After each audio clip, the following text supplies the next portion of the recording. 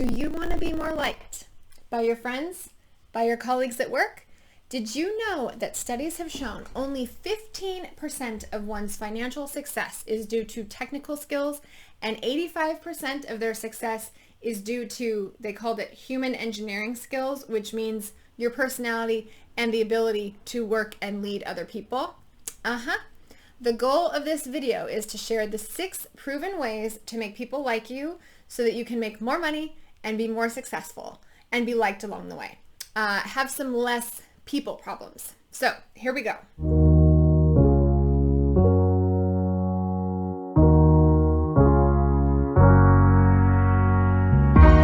Welcome to the Executive Mom Show.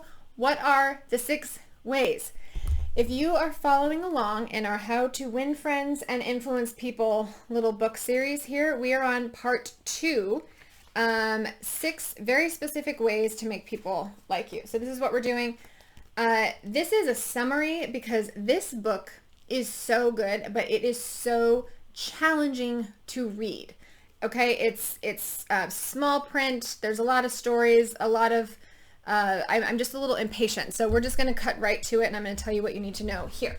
So, principle number 1, do this and you will be welcome anywhere, and that is become genuinely interested in other people. Think about a dog, okay? Go with me here. We're going to visualize something. A dog is the perfect example of this principle. Most animals have to earn their keep, okay? We've got hens who are laying eggs, cows giving milk, sheep give wool. The only animal that I can think of, I'm sure there's one, but a dog makes his living by doing nothing but just giving you love and attention. Nothing else. Which animal is most loved by people? Did a little Google research and my assumption was correct. Dogs are the most beloved animal by people. Okay? So when in doubt, think about your dog. And if you don't have a dog, think about what that dog would do. They are interested in you. They are excited to see you. They don't really want anything from you. You can't tell that they want food from you, and you will feed them. However, they're consistently giving you attention. Okay? So be interested in others. So to make friends, here's how we're going to do this. Put yourselves out for things for other people that require time and energy and unselfishness, thoughtfulness. That was a big word. That was big. That was really big. Okay, so let's rewind for a second. So put yourself out there for people you want to be friends with that requires time and energy, and be thoughtful for about what they want. What do they want to talk about? What do they want to do? Okay, if I want to spend a day with my husband, I just have to go golfing. That's it. I'm not going to take him to the ballet. That's not going to go well. I'm going to take my husband golfing because that is what he is interested in doing, and he will have the best day, and he will like me for that. So show a genuine interest in others. This will help you win friends. It also can create loyalty in customers if you have customers that are regulars. I think people may have heard this already. I've said this a few times before, but we are interested in others when they are interested in us. Think about high school. Okay, I'm gonna go back to high school. If there was a boy that was interested in me, I suddenly was very interested in him because I thought he had really good taste, because of course, if he likes me, he has great taste. There you go. Okay, that works. That works even as adults. All right, we are interested in others that are interested in us. So what are some actionable ideas? Okay, so here's one. Birthdays are an easy one. Don't forget people's birthdays and be a good gift giver. Take note of the people in your life who you want to be a good gift giver for, and get them things that they want when it's appropriate. Okay? I'm talking about my husband too much, but he is so good at this. He really, really nails the gifts for people when it is appropriate to give a gift. Okay? He doesn't just, throw out gifts lavishly all the time, but when it's appropriate to give a gift, he gets what the person really wants. And he's not really good at birthdays. He's just good at gift giving. But the birthdays is important. Remember people's birthday and give them the gift that they want. And then the other thing, if you're a manager or a leader, get to know your people. Understand, where do they live, what circumstances, whatever's appropriate, right? We don't need to be asking inappropriate questions of our folks, but really get to know them. What are their hobbies outside of work? I keep a list because I can't remember. I just can't remember everybody. I keep a list and I write down their children's names, their husband's names. I want to know my people. Okay? Principle number 2. How do you make a good first impression? Everybody knows this. Smile. Doesn't matter what language, what culture. Actions speak louder than words. And a smile says, I like you. You make me happy. And I am glad to see you. All right? A smile really, really works. Now you have to bring a good smile, a real smile. Everybody knows a fake smile. When you fake smile, your eyes don't light up, so you really have to have a heartwarming one that comes from within. Think about, we're going to go back to the dog. Think about your sweet dog that really smiles when you come home. That is what people want. That is the first impression. That is why that dog is just beloved. Big smile, so happy to see them. I start off every meeting that way. Hi, Joe. It's so nice to see you. Big first impression. You are really, really happy to see that person. So we've got some quotes here. All right. We've got some quotes. Shakespeare. So this is about, what if you don't feel like smiling? You're not in a good mood. We tend to think that actions follow feelings, right? So I'm not feeling good, therefore my action's not going to be great. But really, actions and feelings go together. It happens together. And by controlling the actions, we can indirectly cause the feeling. So what does this mean? So if you're not feeling in a great mood, you're kind of down. Here, we got a mirror here.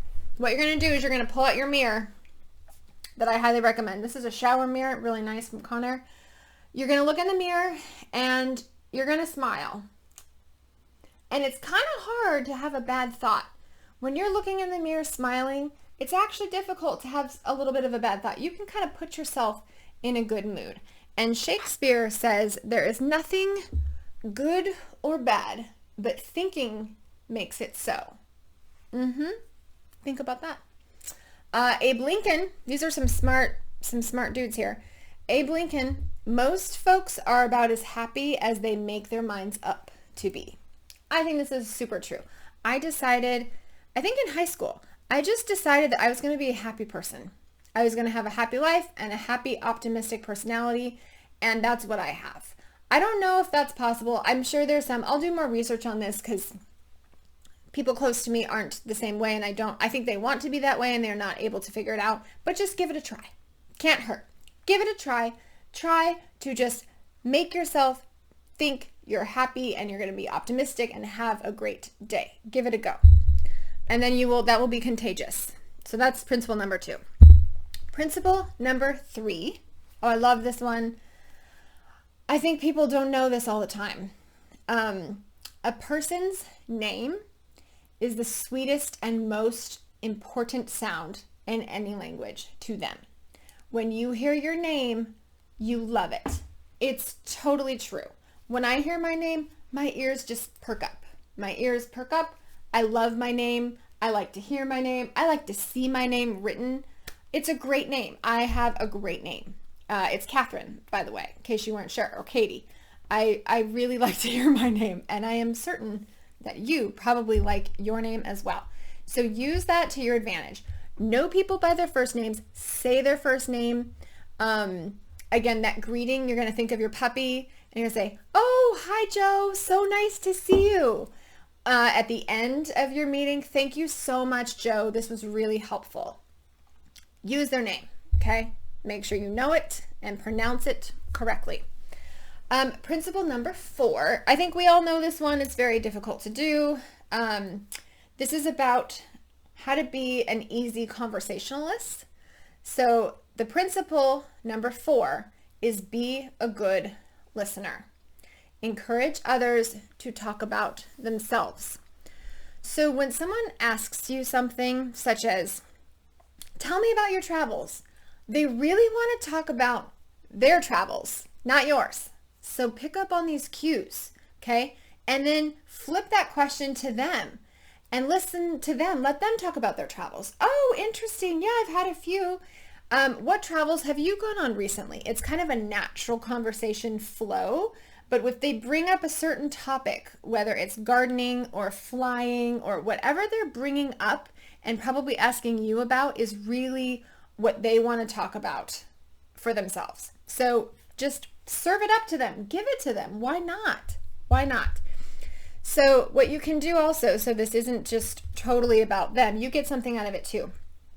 Listen really intently and try to learn something. Learn something from that person, especially if you need something from this person. Let's say you're trying to sell this person or you want to be friends with this person, whatever your agenda is, really listen to them and try to learn, because they are going to very much enjoy speaking to you if you are listening to them. So there's a cute little story from the book. This is a story that he talks about related to this principle number 4. And it's about the daughter and her mom. And the daughter says, "Oh, Mom, I know you really love me because whenever I want to talk to you about something, you stop whatever you're doing and you listen to me. And guess what? My mom does that for me too. And guess who I call every single day? I call my mom because I cannot get enough of her listening to me. No one else wants to listen to me. No one else wants to hear about my day except for my mom. And what is the behavior that I do? I call and call and call every single day. I would be thrilled if my daughter called me every day. Is there a person that you want to be closer to, a better friend, a better business partner? Be that person that they can call and talk about themselves, and you create that space for them. It is genius and it absolutely works. I play into this with my own mom. Principle number 5, talk in terms of the other person's interest. So what they say is, this is kind of related to the earlier ones. However, it's a little nuanced. So this is really in how to interest people. So the royal road to a person's heart is to talk about the things he or she treasures the most. So find out what they're interested in and talk about that. So for my husband, in the moment, he's interested in 2 things, golf and cars. If I really want to get him interested in me and having a good conversation in his mind, I'm going to bring up golf or cars. Okay, it's going to be boring for me because I'm not interested in those things. However, if I want to get that interest and a great conversation flowing, that is what I would do. Principle number 6. Oh, I love this one. I really, really, really like this one. So this is about how to make someone like you instantly. And the principle is, make the other person feel important and do it sincerely. So think about practically how you can do this is think about what is something about this person that I truly admire. It has to be honest. We're not going to do any fake things here. And tell them, I really appreciate my son this morning. He was so sweet to his sister. And I can tell him, I really appreciate what a loving older brother you are. And then guess what he does? When I say that, first of all, he lights up. And then he goes over to her and gives her a hug and a kiss. And, he brings her breakfast. Like, he becomes an instant slave to her and to me. It's really astonishing and amazing. So just really think about what you admire in someone and tell them, because they are so thirsty and dying to hear it. We all want to feel important. We all want to feel important. Other things you can do practically are say phrases such as, "Oh, I'm sorry to trouble you," or "Would you please," "Would you mind," "Thank you." You're showing respect for that person. No matter what status level they are, you respect everyone. Has anyone been in that position when you're not the respected one? It does not feel good and you immediately do not like that person. Okay? So don't do that. Now, I think when you are so busy. This is kind of the amazing, we're going to switch to the amazing thing that every working mom needs. When you are so busy listening to other people, when you need a break to yourself, you need some headphones. So this case used to be white. It used to be white. My kids have kind of taken over. So this is the case, and here we go with the headphones. These are white headphones. I think they're quite lovely, very comfortable. These are canceling out. Oh yes, very nice. Again, none of these things are sponsored. These are just everyday things that I use that have added real value to my life, and I want to share what they are. So these are definitely a lovely must-have. Again, super comfortable. The sound quality is excellent, and I love this little case that it comes in. Super helpful. So what do you think? Did I miss anything? What are your thoughts? Did you read this chapter? Do you agree with the 6? Is there a 7th? I would love to hear. I'm not sure. All right. I hope you have a lovely day. Mwah.